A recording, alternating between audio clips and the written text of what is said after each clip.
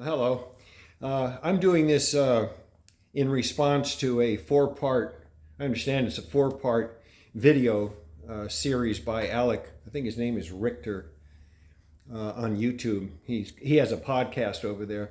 I have a substantial following in the Bruce Lee community and the JKD community who are in touch with me, actually year round on Facebook and email and phone calls and things. And in the last few weeks, I started receiving messages and emails about this guy who has this series over on his podcast, and they said, you got to go look at this, what this guy's doing over there. And I went over and I took a look at it, and I said, oh, I remember who this guy is. I remember who he was. And I'll give you the background of this guy with me. He first contacted me in 2018. I had to look at my emails to see, but he first contacted me in 2018 and made a Facebook friend request, which I accepted. And he was very cordial for a long time. He actually addressed me as sir. He was, very polite. I guess at some point somebody taught him some manners. And I'm old enough to be his father, so maybe that's what that was about. But he essentially had a lot of questions he wanted to ask me about Bruce, and then we started emailing. And then he got around to asking me if I'd like to be on his show, on his podcast. And I went over there and looked at it, and I thought, no, not really. I don't want to do it, and for a couple of reasons. First of all, there's an old saying about you don't sell the steak, you sell the sizzle. It's an old 1930s, I think the guy's name was Murphy or something. It was a great marketing guy. And he said, you don't sell the steak, you sell the sizzle. And that's what this guy does. He sells the sizzle. And it's very Jerry Springer to me. It was very, I just didn't want to be a part of it. If he wanted to do it, he's welcome to it. I mean, Jerry Springer was very successful, but I just didn't like the format. That, and he didn't monitor what the comments were on his YouTube videos. So anybody could go in there anonymously and make whatever statements they wanted to of misinformation, even slander and libel and all that, and he leaves them there. And he leaves them there, I guess, because it's more traffic, and every time somebody clicks on something or does something on YouTube pays you a few pennies or something, and that's how he makes his living. He's in the same league with this guy Beardy. But I didn't want anything to do with it, and I was very nice to him. I said, well, I'll think about it. And then he kept asking, and I finally said, well, I'm really busy, and I just don't know how I'm going to get around to it. And the last message I had from him was, he said, if I should ever change my mind, that he felt that we could do something big, with a big exclamation mark. And I just never got back to him. And that was a couple of years ago. And I'd hear from him every now and then, but I just kind of forgot about him. He's not a friend of mine. I've never met him. I don't, So then about a few weeks ago, a month ago, he started this is his motivation that I'm sharing with you. Because some people ask me, why is he doing this now? Your book's been out for 30 years. He's had plenty of time to review it. What is all this about? And I thought of it and I said, oh, I know what this is about. It came back to me that about a month ago, right around the election that was really starting to get in the home stretch between Trump and Harris, and this guy Alex started to post some really trashy, childish remarks on my Facebook page about President Trump. He clearly hates him. He has, Trump derangement syndrome. He's a real Trump hater. He probably thinks I'm a Nazi and a piece of garbage and all that. He drank the Kool-Aid. And he started posting some really awful, childish, disparaging remarks on my Facebook page, and I deleted them because I don't allow that. I don't allow anybody to do that. If they do that on my YouTube channel, I don't allow it there either. Somebody comes in and says anything disparaging about anybody, I delete it. And by the way, since he started posting these videos on me on his channel, a lot of people were coming in to my channel and posting some very harsh remarks about him, this guy, Alec Richter. And a lot of people don't like him. And I deleted them. I don't allow them on my channel. And sometimes, people would come over and they would do the same thing with Bruce. They would say something negative about Bruce. I delete that also. I just don't allow it. I don't tolerate it. But he does. But I deleted it. And then he came back and he did it again. And I deleted them. And then he came back and did it the third time. I said, no, I'm not playing this game. And so then I unfriended him. I just booted him off of my Facebook page. And from what I was later told, he really didn't like that at all. He was very offended by it. And he's, as I say, he's a Trump hater. And he probably thinks, who knows? I'm a conservative. I'm a patriot. I mean, what can I tell you? So that is why I think he suddenly launched this attack on me, because it's not only an attack on my book, it's an attack on me personally. He has a lot of extremely demeaning remarks, many of them childish about my character and everything else. It's just really childish. But in any case, a lot of my friends and following said, you need to go over there. We really would want you to go over and respond to this guy. You should look at what he's saying and what he's doing. I said, no, I'm not doing that.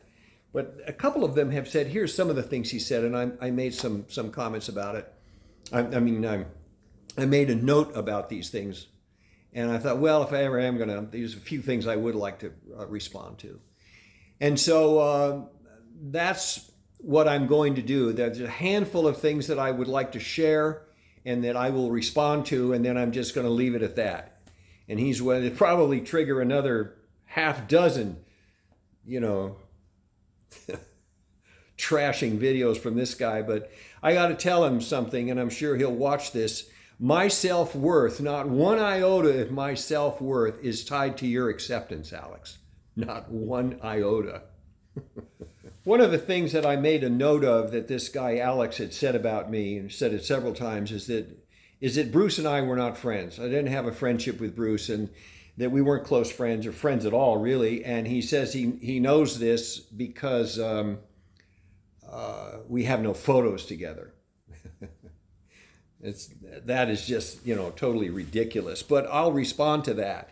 The reason we don't have any photos together is because in the 60s and the early 70s, we weren't running around with cell phones. No one had cameras. I might have had one, but I didn't carry it around with me. And I wasn't running up to Bruce and say, hey, can we take a picture together? There are people that do that today. I never had an occasion to say to Bruce, can I have a picture with you? I was around a lot of Hollywood celebrities. I was very close friends with William Holden, and I don't have one photo with Bill Holden. I made several movies with him, and we were very good. I don't have one picture with Bill Holden. Anyway, this is my background with Bruce, and there's one of my videos on my Bruce Lee playlist that I put together 2 years ago. I talk about some of this. I first met Bruce in 1963 when he started coming around Ed Parker's Santa Monica School on Santa Monica Boulevard next to the freeway. And he came down with James Lee a couple of times and met Ed Parker, and he used to come into the school, and I met him there. And I liked him, and we got along. I was very impressed with him. I was very impressed with his speed and his power, and the fact that Ed Parker was impressed with him. And so I made a point of talking to him when he was there, and then I started dropping by his house now and then. I forgot how that started, but he and Linda lived in a small house next to, I think it was the Santa Monica Airport. He used to stop by there. I was in high school. I was 17 years old. I was in high school, and I used to go by his house. Did that a few times, and then in 1964, I fought in the 1964 Long Beach Internationals, where Bruce gave his legendary demonstration.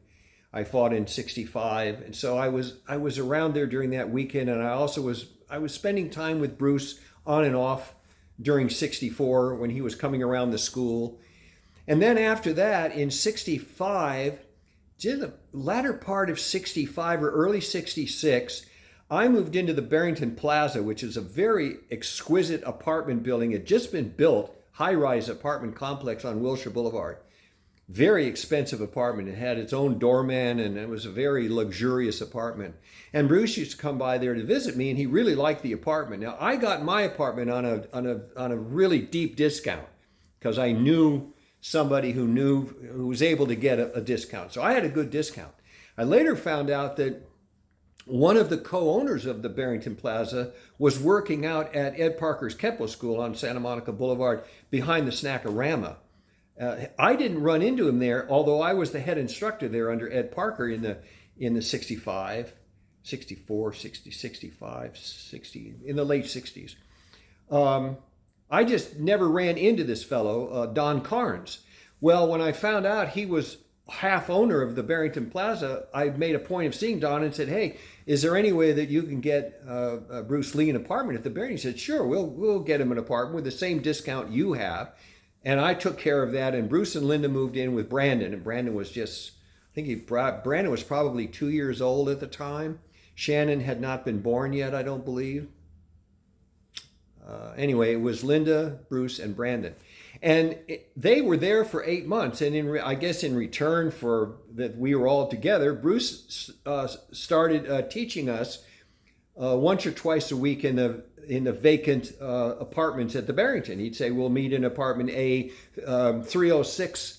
And we'd meet. And so for 6 to 8 months, I worked out with him there. I went down to College Street a few times. There's some pictures of me there, actually, in College Street. But it was easier for me to work with him at the Barrington. Then we had to leave the Barrington because it was foreclosed on by the FHA, and we had to leave because we lost our discount. And that's when Bruce moved up to his home in Bel Air. And I was frequently at that house. And by the way, if anybody cares to, they can read this book. It's the one that has my name down here, not with the red bar. And in this book, Linda talks about my friendship with Bruce and that I was frequently at the Bel Air house working out with Bruce.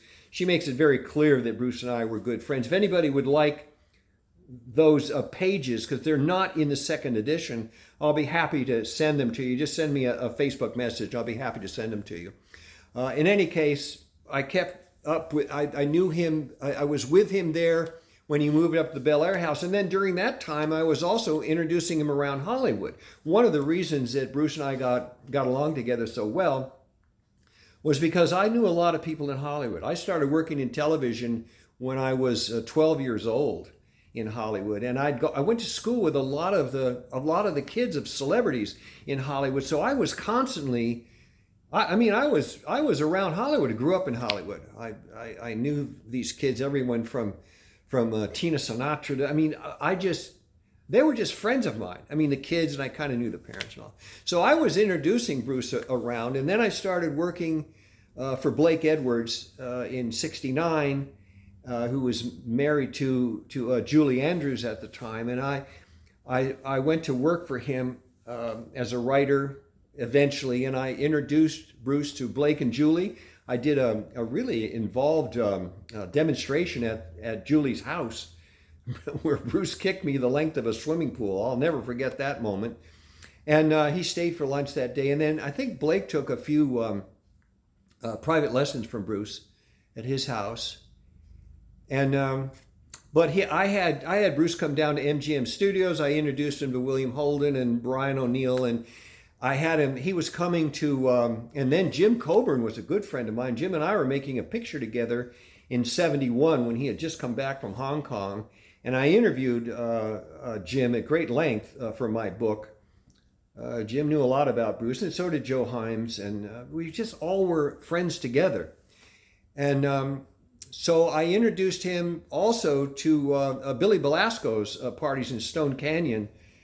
And I remember one night Bruce went with me there, and I introduced him to the president of MGM Studio, Jim Albry was the president at the time.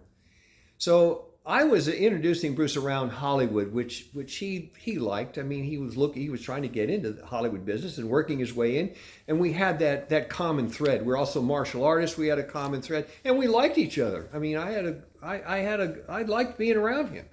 He liked being around me, and so we did develop a close friendship.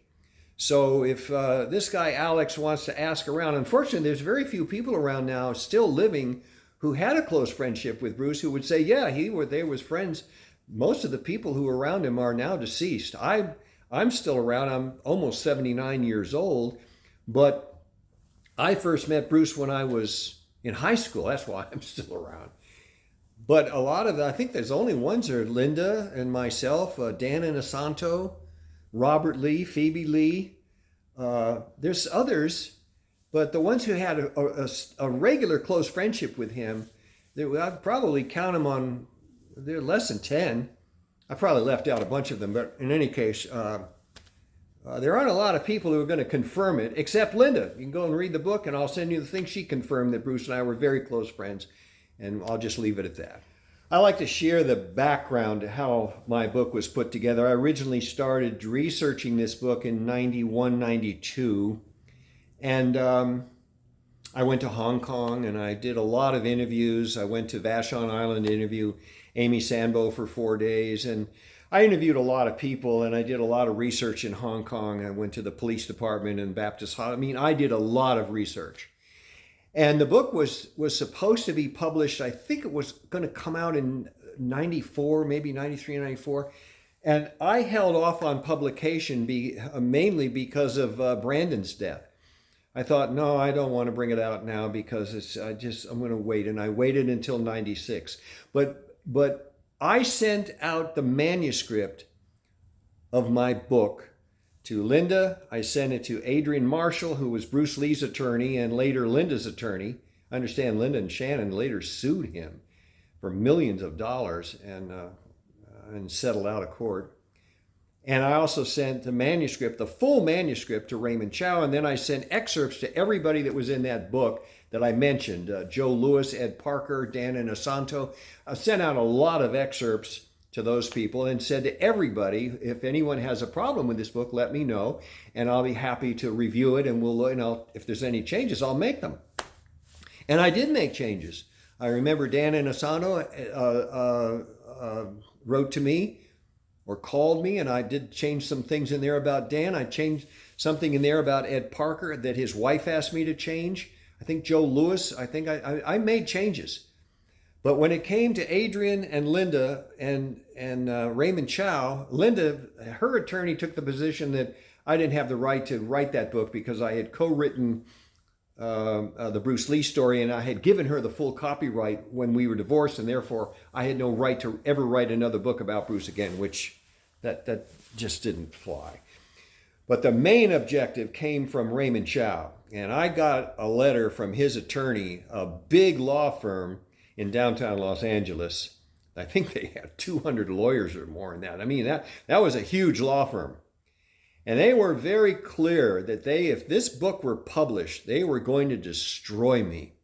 I mean, they made it clear that I would never get out from under a civil judgment, they were going to destroy me. I'd never write another book. I mean, they were just very mean-spirited, and they wanted the name of the publisher, and they were going to take care of him too. And so my lawyer wrote back and said, well, wait a minute, why are you upset? He said he would change things. If there's things that are wrong, let us know. And he'll be happy to review them. If there are changes, we'll change them. Well, they didn't like that either. And they wrote back and said, no, there's too many to list. We don't want that book published, period. Well, of course they're not going to go into it because they knew they wouldn't get very far. So then I went into my lawyer and I said, okay, listen, I've got to have you now vet this book. He knew about the book, but he hadn't read it. And I said, now I have to vet this book. I want you to read the whole thing. I want you to flag everything in this book that I could possibly be sued over and let me know and get to the list, and we'll get together. And we did. I brought in several boxes of interview recordings and documentation and evidentiary materials that I had. And we went over them one by one. He gave them to me, and I said, here's this, here's that, here's what I have, here's where I got this, here's where I got that, here's the police report, here's the medical record, here's the interview, here's the transcript. I did all that. I must have been in there for a couple of hours, I think. And at the end of it, he said, go ahead and publish. He said, I can defend this book. See, there's an axiom in the legal profession that says the truth is an absolute defense. As long as you're being truthful, you cannot lose a lawsuit. And my lawyer said, I'll defend this book. You don't have a problem. I can defend this book.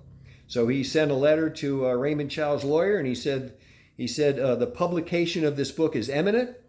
And if you're suing We'll see you in court and we'll be on time. And we never heard from them again, not surprisingly. And now after that, when the book first came out, I received a lot of heat. Understandably, because the Bruce Lee brand, the St. Bruce brand, had been marketed, and I helped by writing this, the Bruce Lee story, and then the Dragon movie came out, and Bruce was being presented and marketed as a god. I mean, he was the healthiest person on the land. He was the toughest person on the planet. He was a wonderful husband, father, friend, a great philosopher. I mean, it went on and on and on. So anybody that was coming out with a biography that presented an exceptional human being and an extraordinary martial artist who just happened to have some flaws, he wasn't perfect, they were going to catch it. And I did catch it. And at first I said, boy, well, I suppose I should have expected this. But after a while, it got to be a little bit ridiculous. I had one guy he's still at it, who just was such a little crybaby. I mean, his whole world blew up the minute he found out that Bruce wasn't a god. I mean, this guy was just meltdown. And he went after me with a vengeance. And I said, you know what? I've heard enough. And what I did was I put out what became known as a $25,000 challenge. And in that challenge, I said, listen, here's how this is going to work. I will put up $25,000 of my money. And whoever it is that thinks I'm a liar and thinks I'm whatever, you put up $25,000. We'll put the $50,000 in escrow. And then we're going to form a panel of judges, lawyers, retired, whoever. We're both going to agree on who's on the panel. We're in agreement. And then we're going to submit what I have. You submit your complaint. I'll submit my evidence. And then the panel decides. And whoever prevails gets the other person's $25,000. And I said, I will not, if I prevail, I will donate your $25,000, who's ever gone in with this with me, I will donate your $25,000 to the Bruce Lee Foundation in your name. So you'll be a hero. And I had that $25,000 challenge out for a number of months. It was well publicized. And not one person took me up on that. Not one. This guy Alex has made the claim that I have, purposely bashed and trashed Bruce Lee and his legacy. There's a lot of people that don't agree with that. A lot of people who have read my book have said they've really enjoyed the book. Some people have read it. I heard from a guy yesterday that said he read it. In fact, Alex told me he'd read it 5 times. But there's been a lot of people that read Unsettled Matters and thanked me for making Bruce a human being. And they've said, I had a hard time embracing Bruce the God, and they've said, you're the real true life story to Bruce is so much more compelling than this Saint Bruce godlike image that over years has been kind of really toned down as people have gotten to know more about him. He's a remarkable human being, no question, very accomplished, but he wasn't flawless. He wasn't a god. And so I've had a fairly large following of people that really do like Unsettled Matters and have learned from it. They're very adult. There are people who still, cling to the St. Bruce and all that, and that's fine.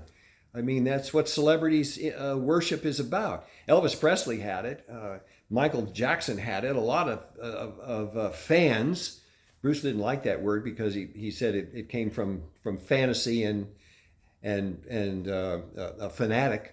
So he didn't like it. He was thankful for his fans, but he didn't think where they were coming from was realistic. But many of the biographies that I've written, the ones that I've really liked the best are the ones that are a truthful, honest, accounting of the person's life.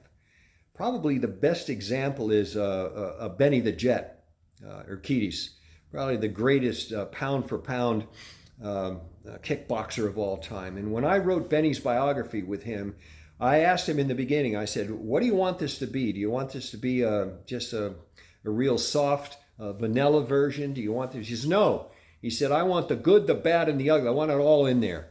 And it is all in there. He talks about all of it. He talks about his drugging, his drinking, his going to prison, it's all in there. And it's one of my best books. In fact, they're doing a documentary now on his life story. And even my own autobiography that's out now, it's been out for a while. It's all in there. I talk about my drugging, my alcoholism. I talk about many of the mistakes that I've made in my life, and I've made a good share. I've talked about it all. And there's also a chapter about Bruce in there. And I still do interviews. I still do interviews with Bruce. I may do another pod. There's one fellow that has a podcast that I may do his podcast. But I do magazine. And I just did a magazine interview of Masters Magazine. I'm in the fall issue of Masters Magazine, and I talk a lot about Bruce in this article. It's a great magazine. It's very, very well put together. There are copies available on Amazon if you're interested in it. I don't make any money from this, so it's not a shameless advertisement. But I do in the final chapter of Unsettled Matters, I do mention in that final chapter, parting thoughts, why I wrote the book. And I thought that Bruce would approve of the book, and that because it was an honest telling. And Bruce was the guy that was constantly telling people to be real, to be yourself. He hated false pretense. He was the first guy to call out masters that weren't. He was a realist. And if he had written his own life story, it would have been much like Benny the Jet. He would have told it all, because he wasn't hiding out.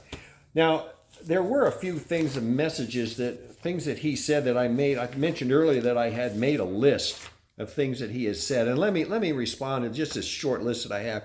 At one point, and these are things people told me. I haven't looked at his things. These are things that people told me. He said at one point, he said my book does not have a bibliography. That's not true. It does have a bibliography. It's in this book. This is the first printing. This is the second printing.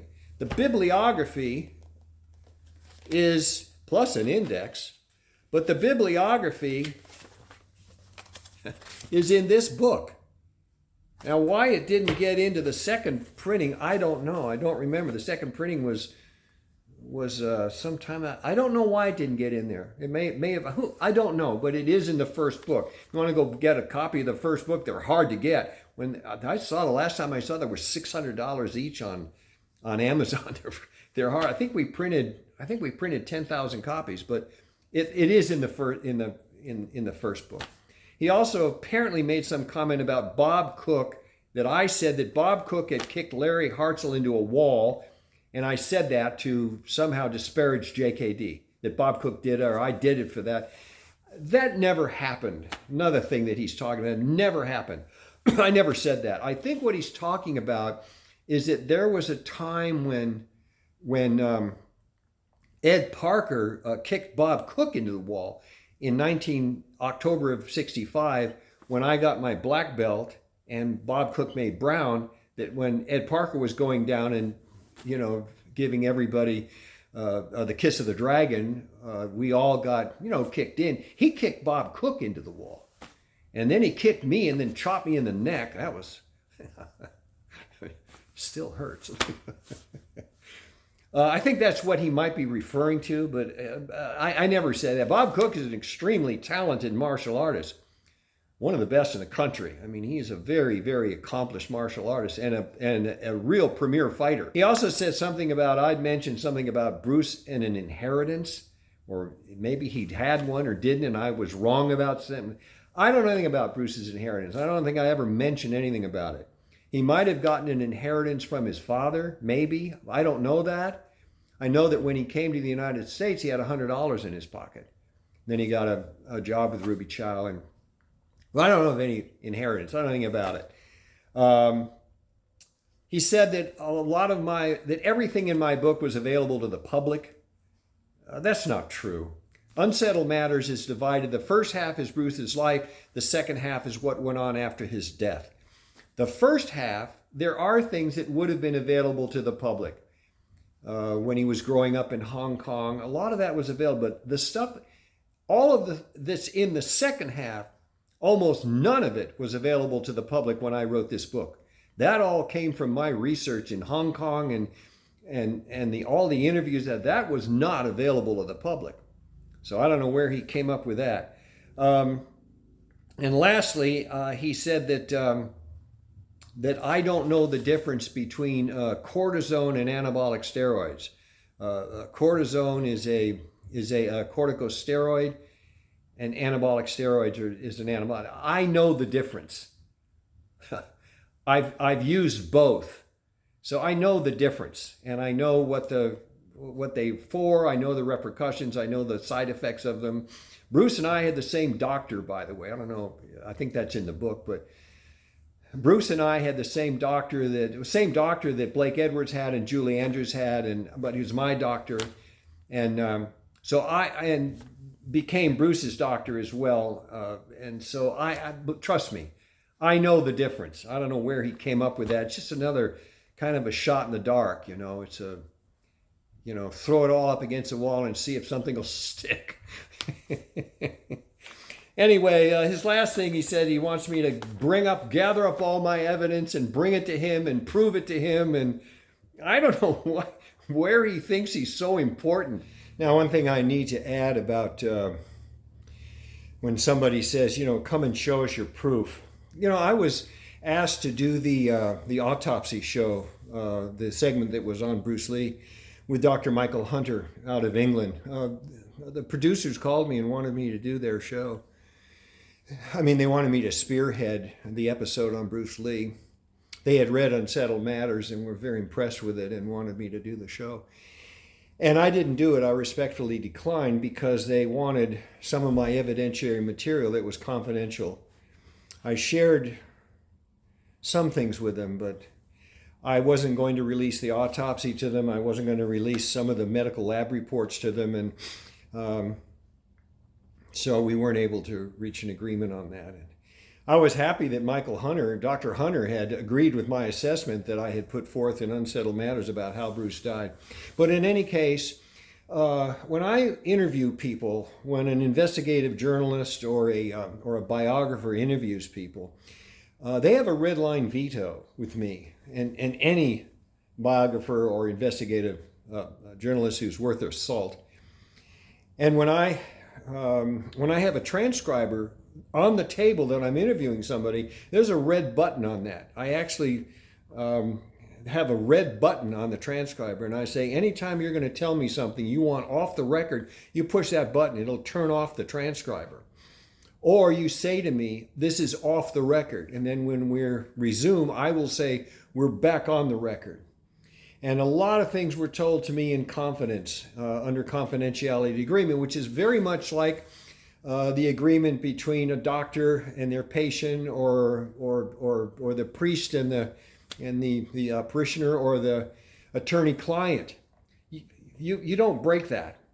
And I guarantee you, had I broken any of those agreements with any of those people, I'd never write another book again.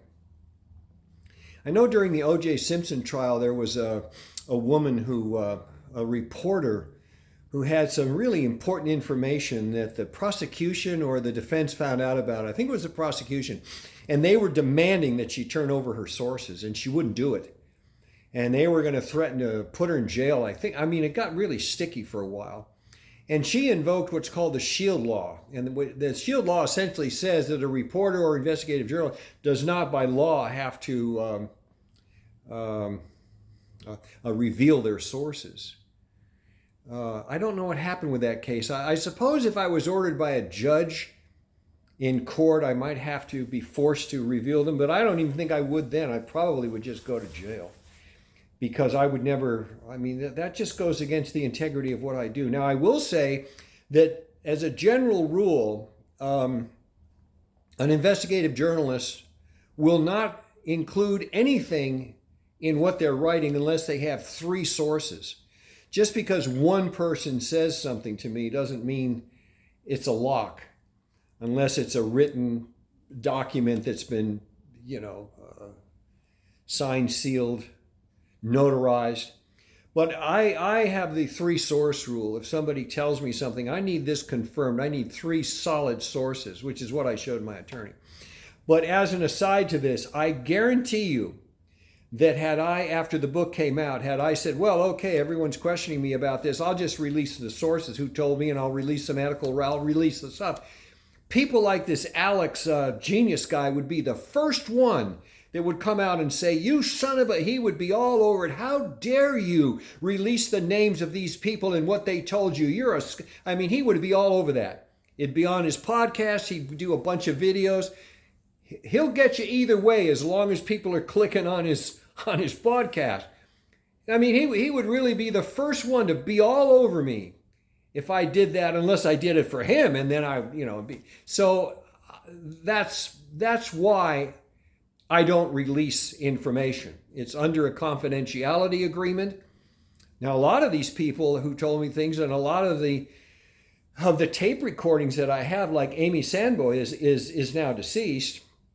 And I know when I have hours and hours of interviews with her, I remember when I put it on my, some of her interviews onto a video that I have that's on my YouTube channel. I think there's 2 with Amy. I had to go through that, and I had to splice my way through a lot of that to make sure that I wasn't violating our confidentiality agreement. So that's an important thing to me. That's the integrity of a journalist, and I don't go outside of that. So in any case, if anybody has any questions, feel free to email me. You can email me through the contact on my personal website, tombleecker.com. Make sure you put the C in it. There's a contact link there. Or you can message me on Facebook. I'm happy usually to answer any questions that I can. And so feel free to email or message me. I'll be happy to do the best I can for you.